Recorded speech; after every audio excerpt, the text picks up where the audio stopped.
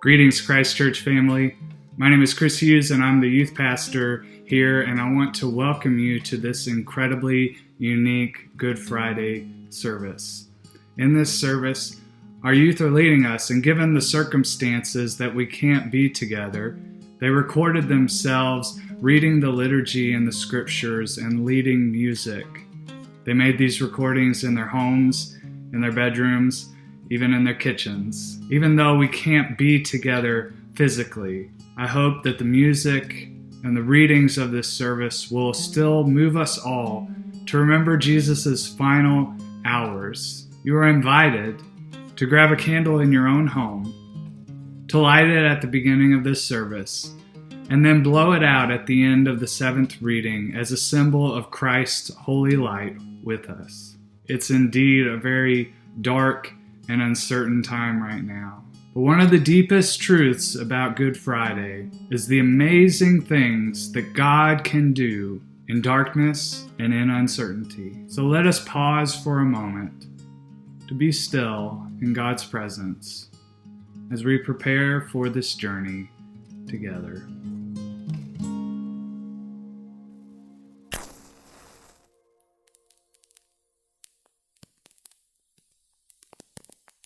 In the beginning was the Word, and the Word was with God, and the Word was God. He was with God in the beginning. Through him all things were made. Without him nothing was made that has been made. In him was life, and that life was the light of all mankind. The light shines in the darkness, and the darkness has not yet overcome it. The true light that gives light to everyone was coming into the world. He was in the world, and though the world was made through him, the world did not recognize him. He came to that which was his own, but his own did not receive him. Tenebrae means darkness or shadows. As we come to the end of Lent, we begin a journey into darkness to a place of deep shadows. Today, we accompany Jesus in his last hours. We witness the cruelties and the sufferings he endures. We listen to the words of condemnation and ridicule. In all this, he is innocent. He is the faithful servant of God, doing his Father's work, bringing the gospel of love, peace, and hope. And so, in this liturgy, we are invited to walk solemnly and attentively with Jesus, better to know, better to understand, better to be his friend, his disciple, his witness. Be still and know that God is here. The first reading from Matthew, chapter 26, verses 20 through 29, the Last Supper. When it was evening, he took his place with the 12. And while they were eating, he said, "Truly I tell you, one of you will betray me." And they became greatly distressed and began to say to him one after another, "Surely not I, Lord." He answered, "The one who has dipped his hand into the bowl with me will betray me. The Son of Man goes as it is written of him, but woe to that one by whom the Son of Man is betrayed. It would have been better for that one not to have been born." Judas, who betrayed him, said, "Surely not I, Rabbi." He replied, "You have said so." While they were eating, Jesus took a loaf of bread, and after blessing it, he broke it, gave to his disciples, and said, "Take, eat, this is my body." Then he took a cup, and after giving thanks, he gave it to them, saying, "Drink from it, all of you, for this is my blood of the covenant, which is poured out for many for the forgiveness of sins. I tell you, I will never drink again of this fruit of the vine until that day when I drink it new with you in my Father's kingdom." This is the word of the Lord. Thanks be to God. The second reading is from Matthew chapter 26, verses 36 through 56. Then Jesus went with them to a place called Gethsemane, and he said to his disciples, "Sit here while I go over there and pray." He took with him Peter and the two sons of Zebedee, and began to be grieved and agitated. Then he said to them, "I am deeply grieved, even to the death. Remain here and stay awake with me." And going a little farther, he threw himself on the ground and prayed, "My Father, if it is possible, let this cup pass from me. Yet not what I want, but what you want." Then he came to the disciples and found them sleeping. And he said to Peter, "So could you not stay awake with me 1 more hour? Stay awake and pray that you may not come into this time of trial. The spirit indeed is willing, but the flesh is weak." Again he went away for the second time and prayed, "My Father, if this cannot pass unless I drink it, your will be done." Again he came and found them sleeping, for their eyes were heavy. So leaving them again, he went away and prayed for the third time, saying the same words.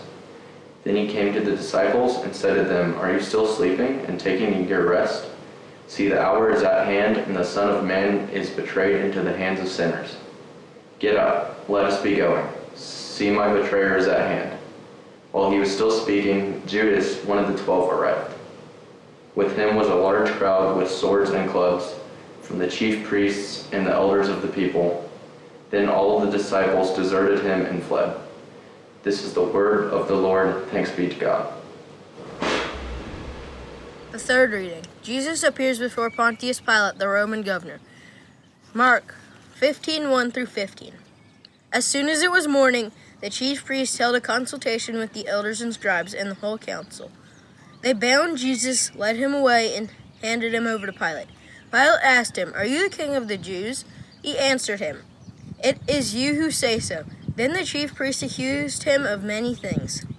Pilate asked him again, "Have you no answer? See how many charges they bring against you." But Jesus made no further reply. So Pilate was amazed.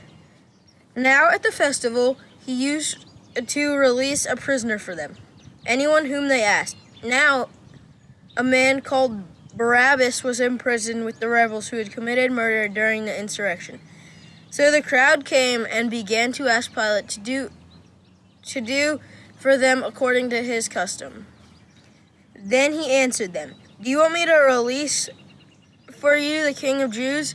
For he realized that it was out of jealousy that the chief priests had handed him over. But the chief priests stirred up the crowd to have him release Barabbas for them instead. Pilate spoke to them again. "Then what do you wish me to do with the man you call the King of the Jews?" They shouted, "Crucify him!" Pilate asked them, "Why? What evil has he done?" But they shouted all the more, "Crucify him!"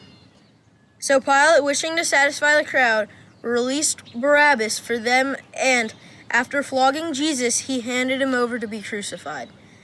This is the word of the Lord. Thanks be to God.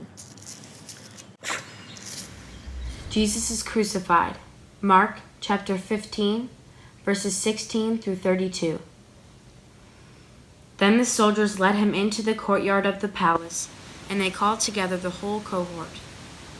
And they clothed him in a purple cloak, and after twisting some thorns into a crown, they put it on him.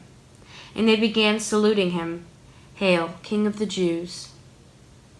They struck his head with a reed, sat upon him, and knelt down in homage to him.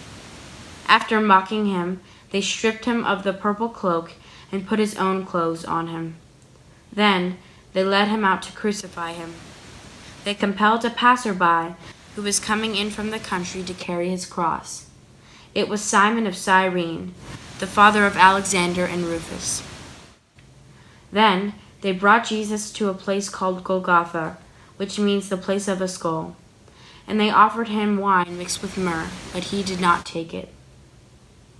And they crucified him and divided his clothes among them, casting lots to decide what each should take.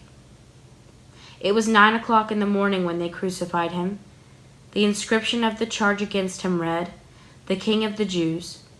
And with him they crucified 2 bandits, one on his right and one on his left.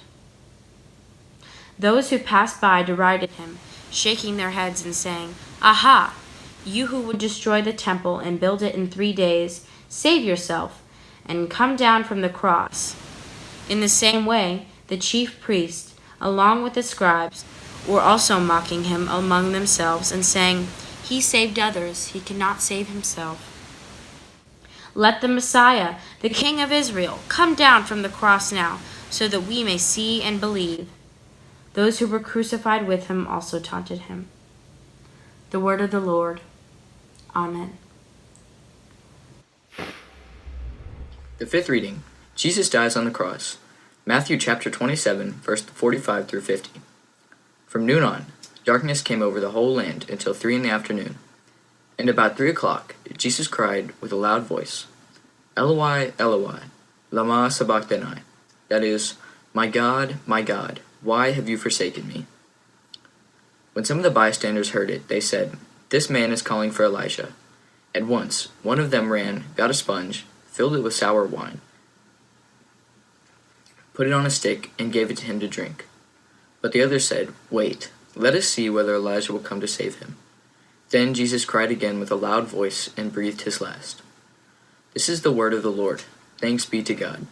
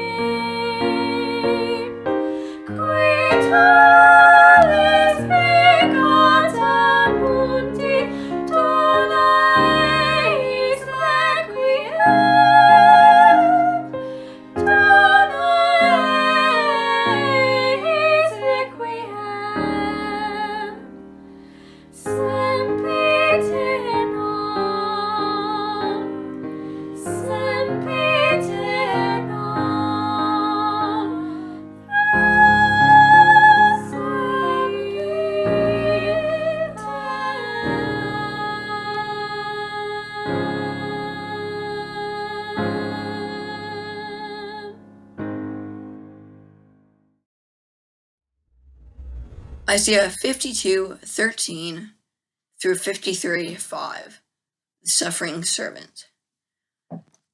So he shall startle many nations. Kings shall shut their mouths because of him. For that which had not been told them they shall see, and that which they had not heard they shall contemplate. Who has believed what we have heard? And to whom has the arm of the Lord been revealed? For he grew up before him like a young plant, like a root out of dry ground. He had no form or majesty that we should look at him, nothing in his appearance that we should desire him. He was despised and rejected by others, the man of suffering and acquainted with infirmity. And as from whom others hide their faces, he was despised, and we held him of no account. Surely he has borne our infirmities and carried our diseases. Yet we counted him stricken, struck down by God, and afflicted. But he was wounded for our transgressions, crushed for our iniquities. Upon him was a punishment that made us whole. By his bruises we are healed. This is the word of the Lord. Thanks be to the Lord. The seventh reading, Jesus is laid in the tomb. Matthew 27:62 through 65. When it was evening, there came a rich man from Arimathea named Joseph, who was also a disciple of Jesus. He went to Pilate and asked for the body of Jesus. Then Pilate ordered it to be given to him. So Joseph took the body and wrapped it in a clean linen cloth and laid it in his own new tomb, which he had hewn in the rock. He then rolled a great stone to the door of the tomb and went away. Mary Magdalene and the other Mary were there, sitting opposite the tomb.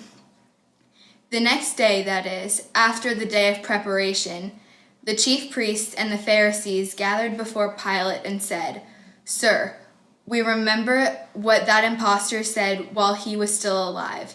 After 3 days I will rise again. Therefore, command the tomb to be made secure until the 3rd day, otherwise his disciples may go and steal him away, and tell the people, 'He has been raised from the dead.' And the last deception would be worse than the first." Pilate said to them, "You have a guard of soldiers. Go, make it as secure as you can." So they went with the guard and made the tomb secure by sealing the stone. This is the word of the Lord. Thanks be to God.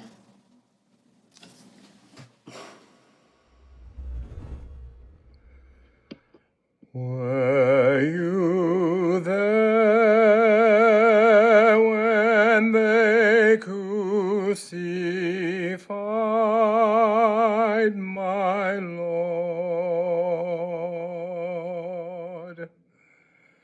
Were you there when they crucified my Lord? Oh,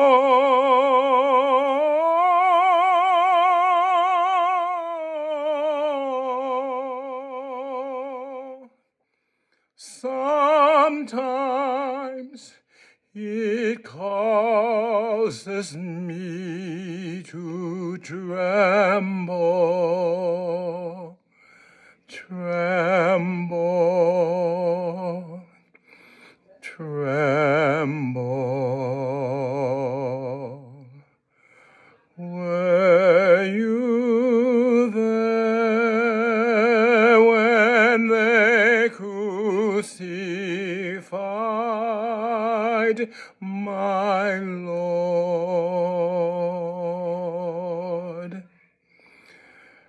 Were you there when they nailed him to the tree? Were you there when they nailed him to the tree?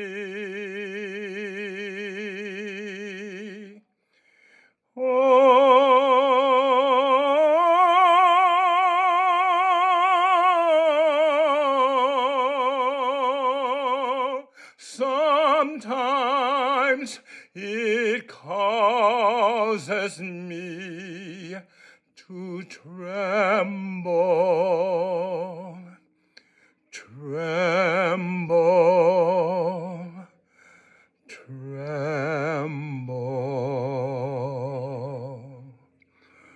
Were you there when they nailed him to the tree?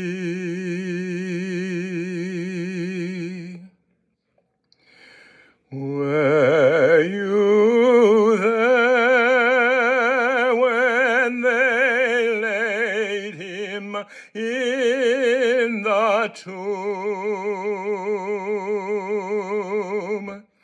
Were you there when they laid him in the tomb? Oh,